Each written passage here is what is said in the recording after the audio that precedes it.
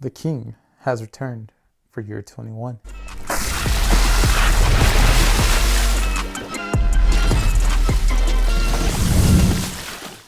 What's up guys, Vinny here with Sneaker Tweaker and welcome back to our channel. Today we have our first impressions review on the Nike LeBron 21 in the Violet Dust colorway. Now the 21s have not released yet. I believe the release date is September 28th. The Violet Dust colorway is not even listed on Nike's website yet. The one that's listed on there is a Koya colorway, which is more of a beige cream looking color. Either way, I mean, just happy that the shoe's here. The 20 was a great performer and the 21 seems like it's going to be the same. I'm not going to complain about that performance wise. I think honestly, initially putting it on and everything, I think it's going to be pretty similar to the LeBron 20s. The main things that changed are on the upper and then just some of the support stuff, and we'll dive right into it, starting off with the traction. Now the LeBron 21s feature a multi-directional traction pattern. I don't know if it's like a storytelling traction pattern. It looks just more like a bunch of squiggly lines everywhere, but it is multi-directional, and just from my initial wear, it actually gripped the floor really well. It has a nice squeak to it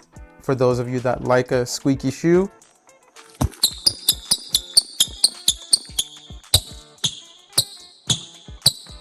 From my experience so far, dust collection wasn't an issue, and any dust that was on there, I was just easily able to wipe it off. Traction could very well get better and better as I actually take it out and play in it, but for now, I'm not sure as far as if that's the case. Durability, again, I don't know much about that right now, just because, like I said, I haven't played in them too much yet. Now, one of the biggest changes that they did with this shoe, for the cushion, the LeBron 21s feature pretty much the same cushion setup as the 20s. You have a top load 4-foot zoom turbo unit and then a bottom loaded large volume heel zoom unit encased in a Cushlon carrier. I believe this one is a Cushlon 2.0. For me, some people said the 21 feels a little bit more plush than the 20s. I honestly think the 20s felt a little bit more plush than the 21s. Cushion wise, just I like a more plush cushion, so the 20s were it for me. I loved it. But initial wear, initial try on, these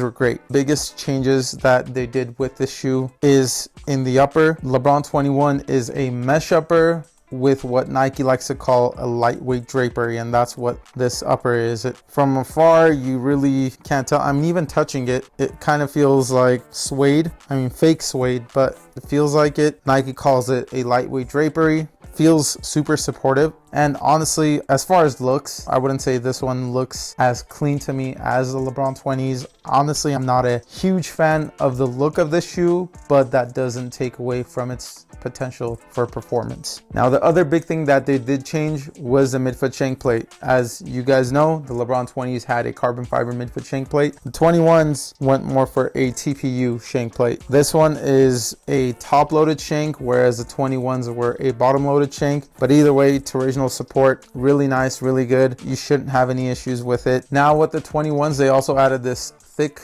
plastic heel counter. I don't know what this design is meant to be. It kind of, I guess, looks like an hourglass. That could be a hint to LeBron's time in the league and him fighting Father Time, which, if you guys remember the commercial with the 20s, that was with him and Jason Momoa and Bronny. That was a pretty funny commercial, and I can see why they would have implemented this, but this thing is pretty beefy actually. As for the support portion, I feel like it's going to get the job done. These also do have Nike Sphere, just like the 20s. Now, one of the cool things I like, and I don't know if you guys can see it, but the 21s also have, I guess, a quilted tongue on the inside, and just putting this on and cranking down the laces, it felt really nice right on my ankle. So as far as like lace pressure, this really, I feel like, gets the job done, just to kind of ease the pressure off your ankle and let you really crank down on those laces to get that good lockdown. The 21s also have this torch style tongue as well, so as far as breathability, that shouldn't be an issue even with this drapery. As you can see, with the drapery, you also have all this perforations just all throughout the shoe, making it so there's a good amount of breathability for the shoe. For the fit,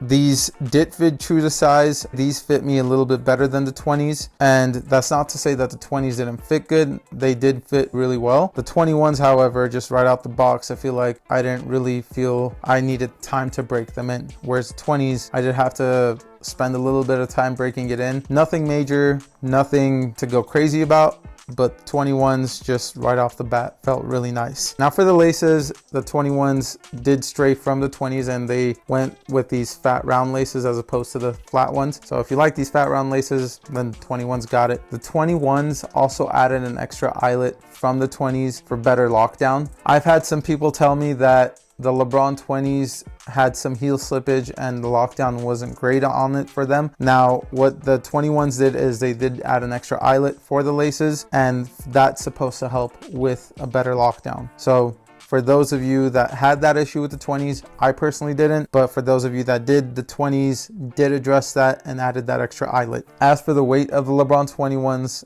in the size 9, they do weigh in at 14 ounces. I think that's around the same as the 20s. Might be a little bit heavier because of the added materials, but again, for me, that's not an issue. The LeBron 21s have the same price point as the LeBron 20s. These do retail at $200. They will release on September 28th on Nike, and the first colorway to release will be that Akoya colorway. If you guys want to cop, head on over to Nike.com on September 28th. The box on the LeBron 21s is a little bit different from, not a little bit, a lot of it different than the 20s. This one, honestly, I like a lot better because it opens up like this and I don't have to slide it out. I feel like that was always a pain in the ass for me. This box definitely has easier access. You also have a different design on this box, so yeah, there you go. If you guys have already had a chance to play in the LeBron 21s, let me know your experience down below. If there are any other shoes you guys would like us to review, comment down below. If you think the 21s are going to be better than the 20s, sound off again in the comments down below. For more content like this, please like, subscribe, and follow. We'll see you guys in the next one.